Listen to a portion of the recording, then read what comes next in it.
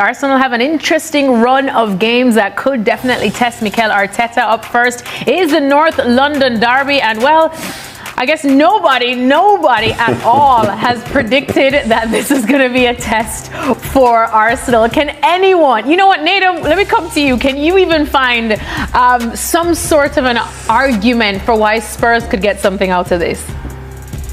Well, according to my prediction, probably not. But I think in the grand scheme of things, I think we're seeing a Spurs side who have shown flashes where they have looked good. But I think one of the issues that they've shown in recent weeks and months is just the fact that there's a lack of creativity. I think at times the defensive side of things is good, but you know, it was only a couple of weeks ago when we were watching them play at home against Chelsea and basically create nothing. And I think for as good as Chelsea say were in that game, we're not exactly looking at them thinking they're this defensive juggernaut and you can't create anything against them. So then when I think about, well, how are they going to play against Arsenal? It just seems like it's going to be a tough day for them because there's certain elements in terms of how Spurs want to play as well, whether it's going to be with the set pieces, with the speed and transition and so on. And I think Arsenal are ready to deal with that. Like a long throw into the box for Arsenal, obviously unless it's against Sunderland, doesn't tend to bring them that many troubles. You know, you could see like a cross into the box from a corner, again, not that many troubles. So I think they're going to be trying to match Arsenal at something which Arsenal are probably better at doing. So yeah, unfortunately, I don't see it going Spurs' way, but it's a derby day, so I guess you could say anything's possible. I mean, I suppose if you wanted to put some sort of argument up, you would say their away form. That would be a debate you could put forward, but I think it's been easier for them to play a more defensive game away from home because I think your supporters will accept that a little bit more. I think where they've struggled, and Nathan touched on it, is in some of the home games where you know your fan base isn't going to accept you just sitting camped in the edge of your box, and so they want Tottenham to get out and play a little bit, and they've struggled in a lot of games at doing that. They really have. So I think when they've gone away from home, it's been more of an acceptance that they have kept a good shape and been a bit more difficult to beat. Obviously, City early in the season they played pretty well and won away from home, but I think that's the argument you could put up, but I just see Arsenal breaking them down in the end. Yeah, that's the only argument. Yeah. There's no pressure on them to go and win this game. The pressure's on Arsenal. They're sitting at the top of the table, they're at home, you know, everything is on them to take the game to Spurs, which Spurs will like, which is why they've done well away from home, because they have been organised and they have a good shape defensively. And at the end of the day, if you keep the opposition out, you just need that one chance, that one spark from somebody. And so that's what Spurs will be talking about. They'll be talking about the last thing we do is open up and play, we keep it solid, and then when we get an opportunity, we have to take advantage of it. That's the only way they win. All right, well, that's just one of the... But Tim, let's look at Spurs. I mean, they're currently fifth, but the fans, they're still not really sold on Thomas Frank, are they? No, they're not. It's because of their form at home. It's not been good enough. You know, not been entertaining. They haven't been picking up results. The fans will tolerate no matter how you play. They did it with Jose, they did it with Antonio Conte. If you're winning every week, as soon as the results start dipping, like they have with Tottenham, especially at home, then they start looking at being entertained and the performances, and it's not been good enough. And I can't really put my finger on it. They're fifth, and there was 17th. They're fifth, but I can understand why. I mean, I did that game against Man United. They were both as poor as each other. I mean, it was a very poor 2-2. But on the other hand, you've got to take them away from home, like they're going to the Emirates. It's going to be difficult. They make it difficult. They play on a counter attack. They're not under as much pressure to play a certain way, like the home fans bring. They can play how they want. They can suck up the possession. They can suffer. They don't mind suffering out without the ball. Then they've got pace. They've got likes of Kudos, who's been refreshing. He's picked up a few injuries, but when he's played, he's been you know, I think he's been a plus. He's not been outstanding. I don't think he's ever going to be outstanding. I think he's not consistent enough to be that man. But he has moments, and hopefully he can have a moment at the weekend. I mean, looking at Spurs, though, you know, and going back to what you were talking about with Thomas Frank, this is Spurs' first season without both Son and Kane, who, you know, who were their goal scorers. And they've had injuries to Maddison, Solanke, Kulusevski all season. Is it too early to judge Thomas Frank? Oh yeah, certainly. Yeah, we've got to give him the time to be able to do it and get them players back. because it helps with Kulusevski. I think he's got a load of flavour, and certainly Maddison has as well. They can make you play. They can give you a little bit more control in the game. At the moment, they're all similar. The wide, I've said it before, Xabi Simons they was bringing in. I wasn't convinced. I was here when he come in because I felt it was similar to Odergard, it was similar to Tell, it was similar to what they've already got. Kudos has come in. I thought he was quite similar, but he's a little bit more personality. I think he takes the game to the opposition a little bit more, and he's got more end product. Centre forwards, they've had injuries to Solanke, you said that. Richarlison's like hit and miss, you don't know what you're going to get. Sometimes he's a 10 out of 10 and sometimes he's a 2 out of 10. You know, it's just, you've got to take the rough with the smooth with him. So I haven't been really impressed with Tottenham, even though their position in the league is fine at the moment.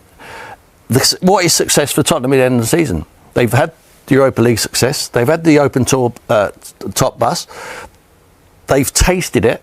If they was to finish outside of European places, and which is very, Champions very... League or European place? European places. Outside Champions League, sorry. Outside, 4th or 5th, I think, possibly. Top 5. Then it would be a failure if they didn't win a domestic trophy. They already lost the biggest game of the season, which was the Newcastle game in the Carabao Cup. For me, that was a huge game of football. They had to win that. It was away from home, but they got beat. So I think they're up against it to have a successful season, because the only thing the Tottenham fans will see as a success is to finish in the Europa League or Champions League. Sorry, Europa League will not tick the box for them. What have you made of Julian? What have you made of Thomas Frank and Spurs so far? I think the Spurs fans are a little bit too harsh. I don't know if it's too harsh. I think Tim said it really well. He's a pragmatic coach. So I think the defensive structure came first, although they considered a bit lately. But certainly, I think they would be solid first and foremost, and then they would probably play a bit more with the ball. I think the Son and Kane point is very interesting because they knew for a long time that Son would not be there. And yet they waited the last day of the transfer window to sign Colomwani on loan, who is not really the answer. We talk about Richarlison and Solanke. Colomwani is another one. He's not world class. He's a good player. If you play on his strength, he will give you a lot, as we saw in the Champions League game against Copenhagen, for example. But he's still not Brazilian Ronaldo either. So I think in the recruitment in the summer, I think there's question to be asked over what the club did at the time. We said they missed out on Eze, for example, and things like that. I think there's a lot of questions mark over that, but now he's got these squads. I think they will improve. He needs more energy, I feel, from the fans, and I know it's difficult at home, but he feeds off energy, Thomas Frank. That's what he did at Brentford. And even from the players, sometimes I feel like they're not really responding in terms of energy in the way he would like them to. This game on Sunday, it is massive. It's the biggest game. It is the biggest game, and for this Tottenham side, and for the players that are injured and currently the squad that they've got, are we going to see a bit of a scrap? Is this going to be a proper battle? Is that how they're going to get through this game? I'm not sure you're allowed to do that anymore in the modern day. But do you know what I mean, though? Is it going to be one of those, backs against the walls? Exactly. Is it going to be? It will be a low block. It will be you break us down, and we'll try and catch you on the counter attack. That's what it'll be. Long throws, set pieces. I mean, Thomas has said it in his press conference today. If we can nullify them on set pieces, we're half the battle. Now, they're good at set pieces as well, Tottenham. They've got their own threats. And Gabriel missing is going to be a huge blow for Arsenal. But Arsenal they want to go out there and put a performance on. You cannot underestimate how big this game of football is for Arsenal. If they've got aspirations to go and win the Premier League, they have to win this game, in my opinion. Not because of the points total, because what it would mean. On the back of drawing a game at Sunderland when everyone expected them to win, to lose a North London derby, the cloud what would come over the Emirates would be huge.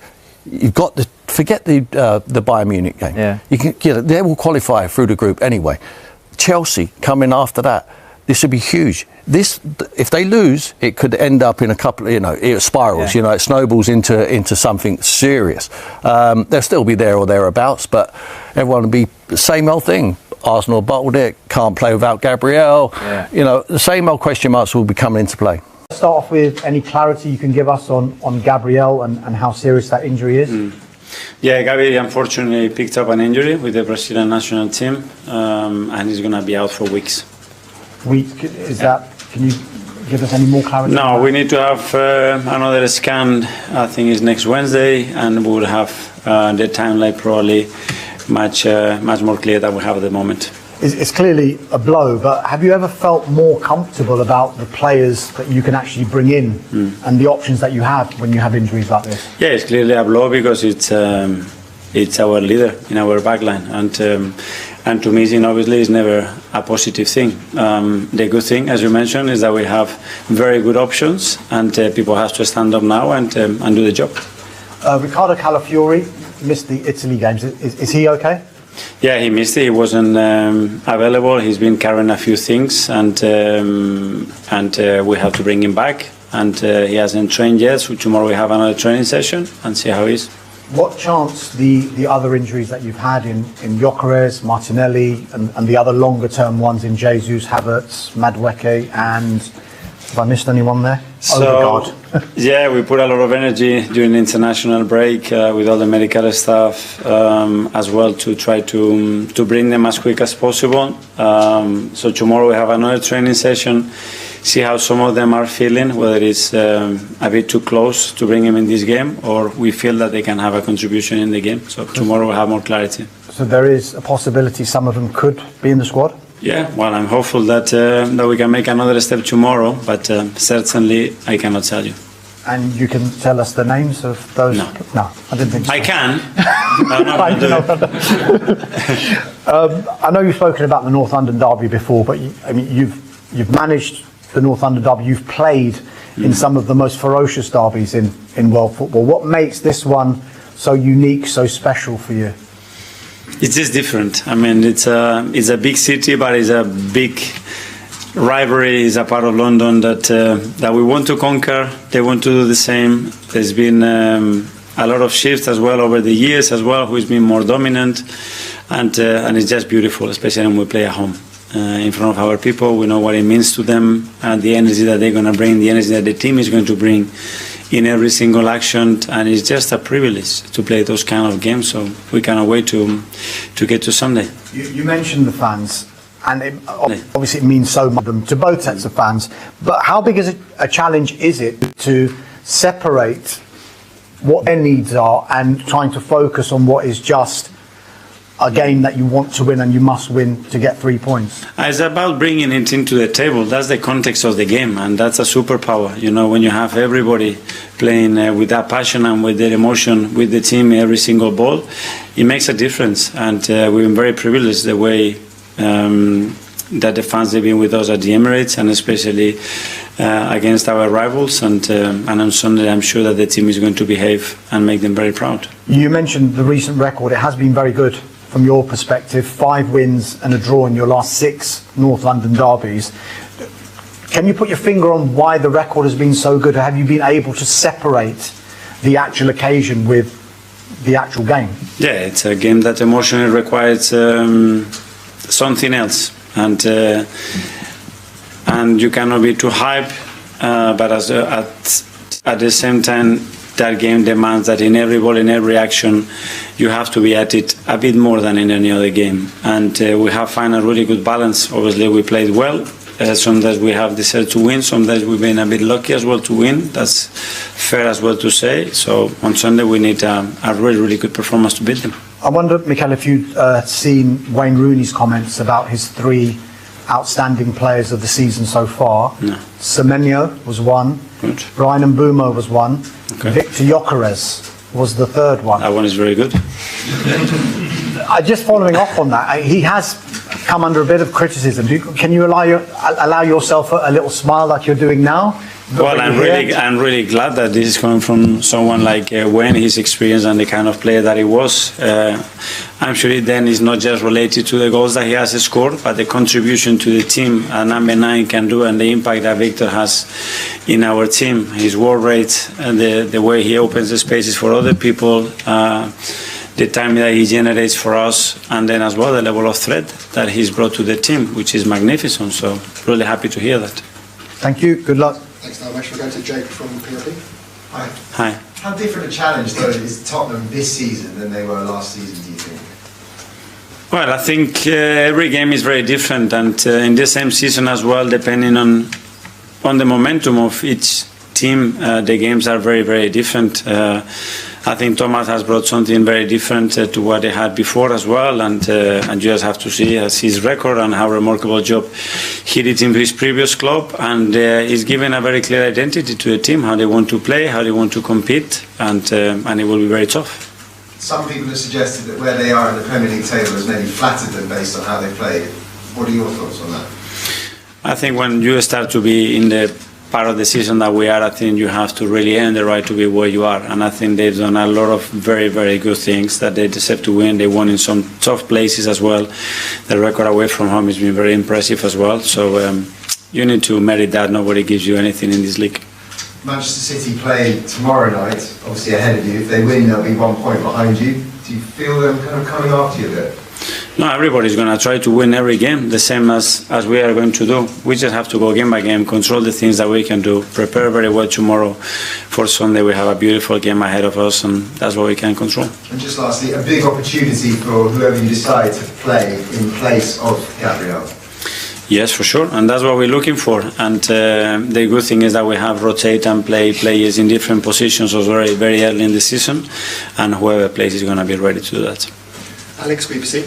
Hi, Mikel. Start of a big week with Tottenham on Sunday, then into Bayern Munich, and then another London derby the following Sunday. How would you prepare and deal with these matches coming up, especially when you've got the injury issues you have at the moment? Well, we've done the preparation and the international break. We knew that that was coming, was again very intense but beautiful as well. We have a very tough start of the season as well. We're ready for that. And now have everybody healthy, of the most of them healthy, which is a key thing obviously, and then again get in the rhythm, start to generate momentum again. We are in a really good moment, and we need to continue to do that game by game, because the games are going to be very, very thick and fast, and we need to be ready. Everybody has to be at it. It's not just Arsenal that are suffering with injuries at the moment, Tottenham as well. I'm seeing it across football. A large part of both squads could be out if they don't come back for the match on Sunday. But do you think injuries are taken away from the quality of the game at the moment? Well, injuries are part of football. Obviously, the demands that those players have in the way that the schedule is, obviously, is more demands than ever, and probably that's going to bring more injuries. We will try to avoid that as much as possible, but you can see that in many clubs, even in different countries as well. So we're going to have to live with that. And then just on Gabriel Jesus, how is he getting on in his rehabilitation? Very good. So he's doing everything with the team at the moment for the last almost 2 weeks. We're going to give him some exposure as well internally with some games, so he gets that fitness. But he looks really good in training, and he's going to be a big addition to the team. The future of Ethan Nwanery's potential loan move is suddenly uncertain, as Arsenal remain wary of repeating past setbacks caused by injuries. According to recent reports, the club is open to sending the young midfielder out on loan this winter, but the idea raises immediate questions. Nwanery has become the talk of the moment after a report from the Daily Mail suggested that Arsenal are considering a temporary move for the 18-year-old. Despite his limited minutes this season, the thought of letting him leave, even temporarily, comes with significant doubts. Back in October, Mikel Arteta publicly insisted that Nwanery would have plenty of opportunities to play, pointing to the fact that the teenager had already been called upon when Martin Odergard was injured. "I don't know, but I don't work with expectations," Arteta said at the time. "I work with what the players can give in the context of where the team is at that moment." Ethan played 2 Premier League matches early on because Martin was out. He's played in other competitions and he'll play more. Yet the reality has been very different. Nwanery has logged fewer than 500 minutes this season, appearing in just 5 of Arsenal's 11 Premier League games, none of them as a starter. His only starts came in the 2 EFL Cup wins over Port Vale and Brighton, and in the 3-0 Champions League victory against Slavia Prague. The arrival of Ebereki Eze and the promotion of Max Daumann have tightened competition even further. And despite injuries to Odegaard, Bukayo Saka, and Noni Madueke, Nwanery's pathway has only narrowed. It's easy to forget how young he still is. At 18, and having first debuted at just 15, like Daumann, these are formative years where consistent playing time is crucial. The busy festive period could open that door, but with Odegaard, Madueke, and Kai Havertz all nearing their returns, there's a real chance Nwanery could slide even further down the pecking order. This is why a January loan sounds logical on paper, but it also sets off alarm bells. Arsenal's season has already been shaped by injuries for the second year in a row, and squad depth has never felt more essential. A single setback among the attacking players over the holiday fixture run could thrust Nwanery back into an important role almost overnight. The more sensible approach may be to reassess in the summer, once the squad naturally reshapes and the club have a clearer picture of their needs heading into 2025. Only then would a loan feel more secure, ensuring Nwaneri actually gets the minutes he needs rather than risking another stalled development. Even then, nothing is guaranteed. Supporters will remember Serge Gnabry's loan to West Brom, intended to push him closer to first-team football, but ultimately a move that derailed his progress before he rebuilt his career in Germany. Arsenal's recent history with loans has been mixed at best, and too often unsuccessful. For now, the club must weigh the immediate needs of the squad against the long-term growth of one of their brightest prospects. Whether a loan becomes the right option, or another cautionary tale, remains to be seen. But the complexity of Nwaneri's situation extends beyond simply playing time and squad depth. Inside the club, there is an ongoing debate about how quickly young talents should be exposed to the pressures of elite-level football. Some staff members argue that Nwaneri's technical level is already above many players his age and that keeping him close to Arteta's structure will accelerate his development. Others believe that without consistent starts, and without a clear pathway to earn them, his progress could plateau. The uncertainty has also stirred conversation among supporters and pundits. Several former Arsenal players have expressed concern that the club may be repeating old patterns, where promising youngsters become trapped between first-team aspirations and inconsistent minutes. Others, however, believe the club is being careful for the right reasons, protecting a player who still needs physical development before facing the demands of weekly Premier League battles.